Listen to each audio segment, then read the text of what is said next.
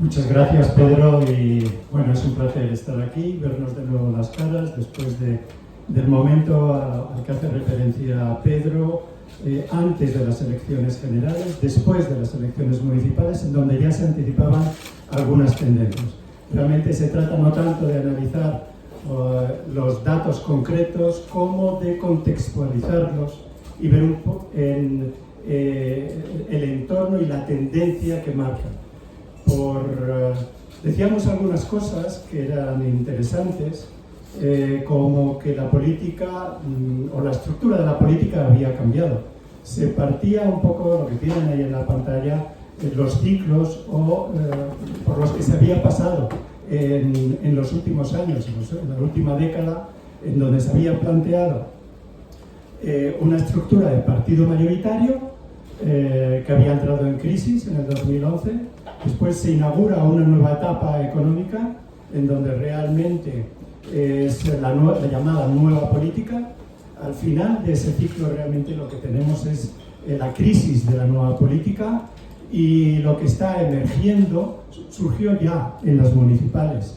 Una vuelta al bipartidismo, primero en el Partido Popular, primero en el ámbito de la derecha, gestionado y articulado alrededor del Partido Popular, y lo que ha demostrado, lo que muestra realmente las últimas elecciones generales, es que también se está reestructurando el espacio de la izquierda alrededor de un partido hegemónico como es el Partido Socialista. A lo mejor podría alguien pensar que esto es evidente, y entonces hay que recordar pues, que en un momento determinado Podemos y el Partido Socialista prácticamente estaban a la par.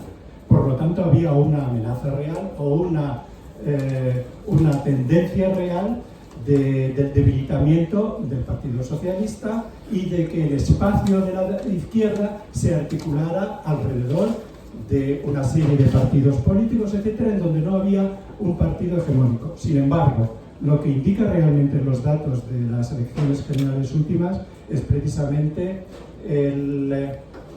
la capacidad que ha tenido de rearticular el Partido Socialista nuevamente el espacio de la izquierda. Y eso es muy significativo porque cambia el paradigma político y cambia la acción política y la estrategia política. No es lo mismo hacer política desde una situación, unas circunstancias, una estructura de bloque político, a, por el contrario, hacer una estrategia política desde el partido mayoritario. Y yo creo que eso es lo que cambia la política en la actualidad. Realmente, ven ahí hay un indicador de qué es lo que representa el Partido Popular y el Partido Socialista en términos electorales. Y el último dato que pueden apreciar es que es el 65% del electorado. Eso, si ustedes lo comparan en las elecciones del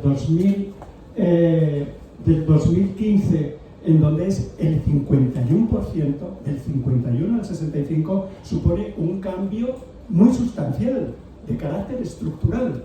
Por lo tanto, la política no debería ser la misma. Y es verdad que hay un conflicto entre un mensaje o una acción política que se articula alrededor del eje derecha-izquierda, como es de facto, como ha ocurrido en las últimas elecciones, y cuando los datos realmente de lo que es la acción política por parte de los partidos mayoritarios, lo que debería suponer es una representación de la amplia mayoría del electorado en España, con independencia de ese eje derecha e izquierda. Realmente en esa nueva política o nueva política, en donde hay una redefinición del espacio político con un electorado central alrededor del 65%, representado por el Partido Popular y el Partido Socialista, realmente lo que sería deseable es un cierto entendimiento en lo que son las políticas de Estado o las cuestiones institucionales. Esa es una interpretación de lo que está definiendo las condiciones concretas políticas electorales, ¿no? Yo creo que eso es muy significativo, sobre todo cuando lo que indican también los datos es que ese éxito inesperado del Partido Socialista en las elecciones generales ha sido el fruto de un flujo, eso está por ver realmente en los estudios postelectorales que se hagan con posterioridad y que en unas semanas hará el Centro de Investigaciones Sociológicas, pero es de prever que realmente esos 4 a 5 diputados que ha tenido inesperadamente el Partido Socialista probablemente vienen de Sumar y de RC, que es la izquierda también. Por lo tanto, el planteamiento es que el Partido Socialista se ha convertido en ese gran partido de la izquierda,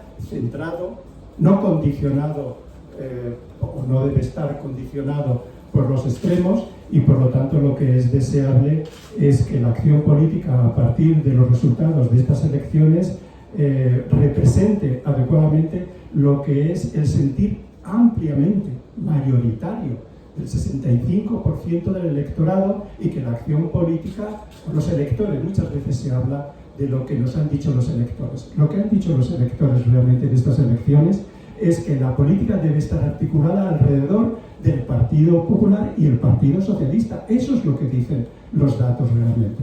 Actuar desde los extremos realmente sería un error de cara al futuro, porque en lo único que se profundizaría es en la división, en la fragmentación, en el conflicto. Y no olvidemos que también lo que están indicando los datos es que esa estrategia de confrontación y de crispación lo que alimenta son los extremos. Por lo tanto, si no queremos alimentar los extremos, si queremos un cierto consenso en algunas políticas básicas del Estado, realmente lo que están diciendo los electores, es una interpretación, es que la necesidad de que los dos grandes partidos de derecha y de izquierda, o más bien desde el centro izquierda hasta el centro derecha, es que dialoguen y se pongan de acuerdo en determinadas políticas de Estado. Eso es. Además es que, como pueden apreciar también, el voto de derecha e izquierda es que está dividido a 45-44, es que están prácticamente igualados. Tenemos ahí una estructura sólida, consistente, dividida al 50%, que desde luego exige, en nuestra opinión, pues una acción de diálogo, de acuerdo, que es verdad que la cultura política que tenemos no es muy propicia, pero yo creo que es el momento de pedir y de reivindicar otra forma de hacer política basada en el consenso, en el diálogo, en el acuerdo. Lo está pidiendo la mayoría de la población. Gracias. Bueno, para que sigamos el desarrollo del análisis político que ahora va a hacer Nicolás Redondo, que es el coordinador y portavoz del colectivo Fernando de los Ríos, yo quiero decirles que al final de su intervención abriremos un turno de preguntas a los medios para aclarar o para ampliar la información que estemos dando. Muchas gracias, Pedro. Muchas gracias, Juan Antonio. Bueno, yo la verdad es que no había hecho nunca una rueda de prensa en un sitio tan pintoresco y tan agradable. Saben que este es el Club Argos, que se lo recomiendo de verdad. Yo he asistido alguna vez a alguna comida aquí, pero sobre todo el edificio tiene una peculiaridad histórica que es necesario recordar antes de empezar mi intervención. Esta fue la casa del presidente Canalejas, un regeneracionista, un liberal, que fue asesinado en 1912 cuando venía del Congreso de los Diputados a su casa. Ya verán ustedes que, por lo tanto, además de ser muy agradable, además de tener este tono casi británico, además de ser una novedad, porque pocas ruedas de prensa se harán en el futuro también en esta situación, el ámbito en el que vamos a desarrollar este encuentro con ustedes, estamos desarrollando este encuentro con ustedes, es un ámbito ciertamente solemne, histórico y trascendente. En España, por desgracia, y algo de ello diré, olvidamos con frecuencia nuestra historia. Y esta es una apelación involuntaria, tengo que decir, pero una apelación a nuestra historia, a saber de dónde venimos, a saber dónde estamos y a saber lo que queremos en el futuro. Nada mejor que una casa de este simbolismo. Bueno, yo primero quiero agradecerles, como lo ha hecho Pedro, que estén ustedes aquí con nosotros hoy. Somos una voz pequeñita, humilde, pero clara y diáfana, que intenta enriquecer el debate político español, como también decía Pedro, desde el centro izquierda y sobre todo para España. Toda la reflexión que haré yo, luego me someteré a sus preguntas, será una reflexión de carácter general y teniendo en cuenta lo que consideramos nosotros son los intereses de España. Pueden pensar ustedes al final de mi intervención que nos hemos equivocado, pero no tendrán ninguna duda que hasta en esa equivocación, que yo creo que no existirá, hasta en esa equivocación somos bien intencionados. Y no hay nada que nos condicione, porque ni tenemos nadie que nos pueda comprar, ni nadie que nos quiera vender. Y eso nos da una gran libertad para expresarnos, como digo, con humildad, con moderación y con respeto, pero también con contundencia sobre lo que queremos que sea España. Podíamos no estar aquí, podíamos ocultarnos, habíamos hecho los actos y podíamos haber terminado tranquilamente, podíamos mirar para otro lado, podíamos escondernos después del 23 de julio, pero hemos decidimos antes ya, decir lo que opinamos. No queremos de ninguna manera que nadie crea que va dirigido en contra de él, lo que yo diga hoy y lo que digamos en la rueda de prensa, no, es una reflexión de carácter general sobre lo que nos proponen los resultados electorales. Bien, ustedes saben, lo hemos oído con frecuencia y muy intensamente en esta campaña electoral, concretamente en San Sebastián, que el universo es infinito. En contraste, la democracia está muy limitada. La democracia está limitada por las normas legales, por la Constitución y las leyes, está limitada por los usos y costumbres y está limitada por el autocontrol de los políticos. Uno de los elementos más básicos de la política es que los que ejercen la política, los que ejercen la representación, sepan, cuando llegan, que no van a poder hacer todo lo que quisieran hacer, que es imposible en una democracia representativa que tiene límites poderosos, porque este sistema, en contra del universo, sí tiene finitud, sí tiene límites y sí tiene condicionamientos. Hemos visto estos días cómo mucha gente ha dicho que estos resultados plantean un panorama endiablado, complejo, que nos acerca a situaciones impensables. Lo han dicho algunos políticos, tal vez desmayados por su propio resultado, lo han dicho algunos cronistas, y nosotros, yo, evidentemente, José Antonio tampoco, no coincidimos con este análisis. Puede que los políticos compliquen la situación, puede ser. Me disgustaría que fuera así, pero puede ser. Pero los españoles han hablado como muy claro y tal vez como nunca en los últimos 5 o 10 años, dejando claro que el eje de la política española gira alrededor de dos grandes partidos nacionales.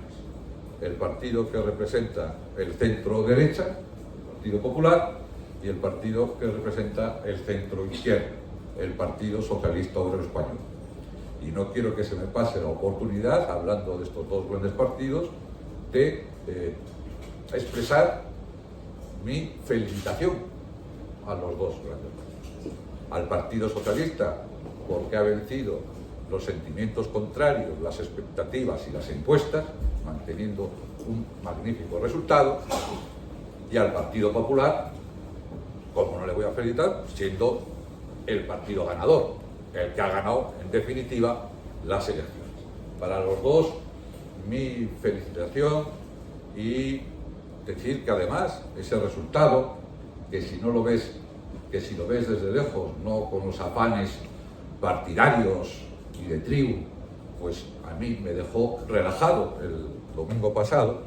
Es un resultado que propone tres lecturas que a mi juicio son imprescindibles y de las que, queramos o no saldremos en el futuro. Una, que los dos grandes partidos, sea como fuere, puedan llegar a arreglos de gobierno, tal como se presenta el resultado electoral, dándoles la importancia que les han dado a los grandes partidos. Es cierto que los partidos nacionales, el Partido Socialista y el Partido Popular, tienen en su mano todo, desde el acuerdo de gobierno hasta la posibilidad de modificar la Constitución si consideran que en algún punto había que modernizarla. Es que está todo en nuestra disposición. Por lo tanto, los españoles no se han equivocado. Si se hubieran equivocado da igual, pero no se han equivocado. Han hablado claro y diáfano, y otra cosa distinta es cómo interpreten los que están interesados en la vida política esos resultados electorales. Esa sería la primera interpretación que yo haría rápidamente. Segunda, que el electorado español ha impedido radicalmente que un partido extremo, que un partido radical, pueda llegar al gobierno. Y esto es una peculiaridad en la que tenemos que pararnos un poquitín. El resultado electoral del 23 de julio deja claro que la ciudadanía española, muy mayoritariamente, no quiere de ninguna manera que un partido como Vox esté con responsabilidades de gobierno. Eso ha quedado de una forma diáfana, tanto porque es imposible que sume con nadie, como por su propio resultado electoral. Los vascos, por la situación en la que vivíamos, éramos los dedicados a la política. No veíamos la dimisión como algo irremediable. Si perdíamos, pues simplemente decidíamos irnos. Abascal es vasco, pero ese hábito, esa costumbre que teníamos en el País Vasco, porque suponíamos que la política era mucho más importante que la politiquería, pues lo ha perdido en Madrid, porque después de 19 diputados perdidos, que no ha dado una reflexión autocrítica de su propio liderazgo, pues me parece inaudito. En un momento determinado tiene que bajar de Babieca y pensar qué es lo que le ha salido mal a su partido. Pero también, en relación con la primera parte que les decía a ustedes, tengo que decirles que la ciudadanía española, que la sociedad española, no estaría muy de acuerdo con que el gobierno de la nación, el gobierno de España, dependiera de Puigdemont, dependiera de un prófugo con sentencia ratificada, no solo por la justicia española, sino por decisiones del Parlamento Europeo y del tribunal correspondiente de la Unión Europea. No creo que estuviéramos contentos los españoles sabiendo que tenemos 3 embajadas en Bélgica: la que representa los intereses de España ante el gobierno de Bruselas, la que representa al gobierno de España ante la Unión Europea, y la de Waterloo. No creo que sería razonable. Me decía hace unas semanas un amigo mío que venía de que venían de Francia, pero que no era francés, que el ser humano se acostumbra a casi todo y con mucha tranquilidad. Pero antes de que nos acostumbremos, permítame decirles que sería inaudito, sorprendente, angustiosamente sorprendente, cualquier gobierno de España que dependiera de un prófugo de la justicia. Esto se tiene que desechar rápidamente. No le podemos dar carta de normalidad a esta cuestión. Se tiene que rechazar radicalmente y rápidamente la posibilidad mínima de que se convierta en el árbitro de la política española, una persona que ha huido de España, que no se ha presentado ante la justicia y que, como característica fundamental en la vida política, no hablo de la vida personal, la vida política, tiene pues una gran arbitrariedad a la hora de establecer políticas, pero sobre todo es que es un prófugo de la justicia española. Decía antes lo de las democracias que son limitadas por los usos y costumbres, por las leyes y por el autocontrol. No hay una democracia sólida que se respete si el gobierno, sea el que fuere, se apoya en un grupo parlamentario dirigido desde un país extranjero y dirigido por un hombre que está perseguido por la justicia. En momentos, después del 23 de julio, con la angustia que han tenido muchos, que en esto no habrán reparado, no se habrán puesto a pensar. Y yo esas horas de júbilo en la izquierda, pues las comprendo, las respeto y me parecen bien. Pero una vez que todo vuelve a su cauce, que todo se tranquiliza, que tenemos que mirar lo que va a pasar en octubre, lo que va a suceder en diciembre, los presupuestos que se tienen que conformar y el resto de la legislatura, cualquier persona que represente y que defienda el sistema de democracia representativa, social liberal, para entenderlo, estará conmigo en que si sucediera esto, estaríamos de verdad en una especie de excepción ibérica. Esto sí sería excepcional que un gobierno de la Unión Europea, uno de los países más importantes, tuviera necesidad de depender de un personaje como Puigdemont. Cuando además no tenemos esa necesidad, porque los españoles se han hablado alto y claro y les han pedido a los dos grandes partidos que se pongan de acuerdo.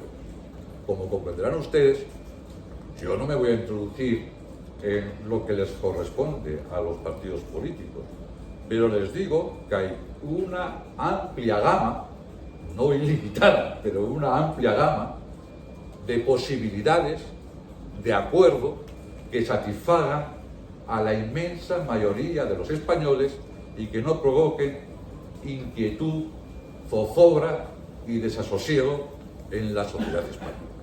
Se tiene que pensar en cómo se hacen los próximos presupuestos, se tiene que pensar en cómo nos enfrentamos a la situación de crisis económica que puede venir, se tiene que pensar en cómo gestionamos los fondos que provienen de la Unión Europea para que podamos dar el salto al siglo XXI definitivamente. En realidad estamos en la encrucijada que nos lleva a poder dar el salto al siglo XXI definitivamente y asentarnos en el siglo XXI, o volver a los tristes, melancólicos, ineficientes hábitos de la restauración española. Eso es lo que tienen que decidir los que se presentaron a la campaña electoral y los que tuvieron ese resultado por el cual yo les he felicitado. La tercera opción es también rechazable. La tercera opción es que vayamos nuevamente a elecciones.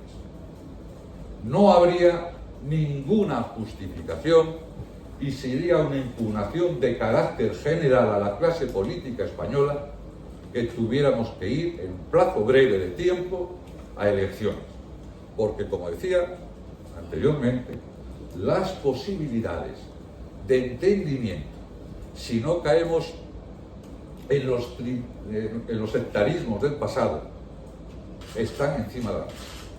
Nosotros, después de estas tres características, seamos los que seamos y estemos en la situación en la que estemos, defenderemos los principios inspiradores del sistema del 78. Reconciliación y concordia. Ni me gustan gritos a mí, que digan no pasarán, ni me gustan gritos de que te vote chapote. Nosotros estaremos caminando en medio de esto. Y seremos muchos o pocos, pero lo defenderemos siempre, porque esto que defendemos, que es el sistema del 78, es lo mejor que nos ha podido pasar en la historia moderna de España. Y una política de bloques, una política en la que los bloques se consoliden entre la derecha, la izquierda y los partidos políticos nacionales no ejerzan la responsabilidad que tienen que ejercer, nos llevaría justamente a provocar la herida más profunda que se ha provocado al sistema del 78 en estos 40 y tantos años. Por eso nosotros defenderemos esto, que se concreta en algo tan sencillo como que se pongan de acuerdo los dos grandes partidos, no solo para gobernar, sino para enfrentarse a los grandes retos de este país. Esto ya lo hicimos, esto ya lo hicieron, esto ya lo llevamos a la práctica en el 76-77, rompiendo una tradición que no era solo de 40 años, como dicen, sino mucho más antigua, de enfrentamiento cainita entre españoles. Eso lo hicieron los españoles, ponerse de acuerdo, y se pusieron en la Constitución del 78, y se pusieron de acuerdo en los pactos de la Moncloa, y se pusieron de acuerdo en leyes fundamentales que han dado el engranaje necesario a la democracia española para que funcione. Lo que pedimos, aunque lo pidamos en minoría, y aunque algunos crean que somos unos incautos, lo pedimos y lo seguiremos pidiendo. Y lo pedimos porque ya se pudo hacer, y lo que se pudo hacer se puede volver a hacer. Depende de los dirigentes de los partidos políticos y sobre todo depende de los que tienen más número de parlamentarios en el Congreso de los Diputados. No se ha elegido en estas elecciones un presidente de gobierno. Eso no está en nuestra mano. Se han elegido diputados que se tienen que poner de acuerdo, esa sería su responsabilidad, para elegir un presidente de gobierno. Ese es nuestro sistema y es un buen sistema y ha dado muestra de su eficacia durante muchos años. Pues señores, pónganse ustedes de acuerdo. Nosotros defenderemos los pactos de moderación y centralidad. Miren, ayer apareció un artículo precioso, de Juan Carlos Rodríguez Ibarra. Pedía algo tan sencillo a la izquierda democrática, a la izquierda que defiende la democracia representativa. Pedía algo tan sencillo como que nos paremos un momento. El domingo por la noche fue eufórico. Sí, claro, todas las expectativas eran negativas, habían estado asediados, bien, una explosión de alegría. Pero una vez que esa explosión ha terminado, a la izquierda, especialmente al Partido Socialista, no desde un punto de vista orgánico, sino político, les pedimos que se paren a meditar, que se paren a reflexionar, que miren el futuro y miren la complejidad de cualquier acción que no sea la de buscar acuerdos con el Partido Popular sin predeterminación. Lo mismo que le decimos al otro partido, que se pongan de acuerdo sin tener ninguna predeterminación a la hora de sentarse en la mesa. Porque que se han elegido han sido diputados y no presidentes. Y en esos términos que pedía Juan Carlos Rodríguez Ibarra, esos términos yo me quiero adherir diciéndoles, ahora que estamos como estamos, a los socialistas, que nadie sobra. Que nadie sobra. Y que la experiencia, el prestigio político, intelectual de dos personas como Felipe González o Alfonso Guerra serían imprescindibles en este debate. Ya ven que yo solo he hablado de carácter general, pero le diré algo muy personal. Si yo tuviera alguna responsabilidad, o hubiera tenido, mejor dicho, alguna responsabilidad en la campaña electoral, desde la izquierda, porque la derecha no la puedo tener, llamaría desde luego a que ha ganado y le felicitaría. Y las siguientes dos llamadas serían a González y Alfonso Guerra para que vinieran al día siguiente y pudiéramos hablar. En cualquier caso, que vean en el Partido Socialista, ya que no lo vimos después de las elecciones municipales, que vean todas las perspectivas, que vean todos los análisis que se hacen con buena intención desde la izquierda democrática española, que no establezcan límites de lealtad o fidelidad. Todos pueden y deben contribuir. Y termino con algo ya muy personal para someternos a sus preguntas. La vida política tiene ya mucho, es muy pícara. Casi todo el mundo está dando por descontado que lo que nosotros defendemos es muy difícil que se lleve a cabo. Bien, les digo que yo creo que lo importante es empezar, y que cuando empiezas es mucho más fácil que cuando no has empezado a conseguir esos objetivos. Pero que nosotros seguiremos defendiendo esto, no tengan ninguna duda. Y quiero decírselo desde el punto de vista personal, yo que soy el heredero de dos personas, mi padre y mi abuelo, que desde siempre y en minoría absoluta defendieron la libertad y la democracia española. A mí no me importa quedarme solo, además estoy muy bien acompañado, pero que no tengan duda, yo no me desanimo ni me intranquilizo, seguiré defendiendo lo que creo que ha sido el salto en la historia más importante de España en los últimos 40 años, en los últimos 200 años, que es esa España de la Constitución del 77, de la transición, que se inspira en esos principios que son el de la concordia y la reconciliación. Fíjense ustedes qué difícil tuvo que ser que gente del régimen y gente que había luchado contra el régimen se sentaran en una mesa para hablar. No es que dos partidos políticos discutieran o se enfadaran o tuvieran posiciones distintas, no, es que unos venían del régimen anterior y otros venían de la cárcel del régimen anterior. Y los que venían de un lado y los que venían del otro tuvieron la capacidad de ponerse de acuerdo. ¿Saben por qué? Por algo que yo no sé si está en práctica, pero es imprescindible. Supieron y tuvieron la capacidad de renunciar a objetivos máximos por conseguir los objetivos fundamentales de los españoles, que eran la democracia y la libertad. Nos sometemos a sus preguntas. Muchas gracias.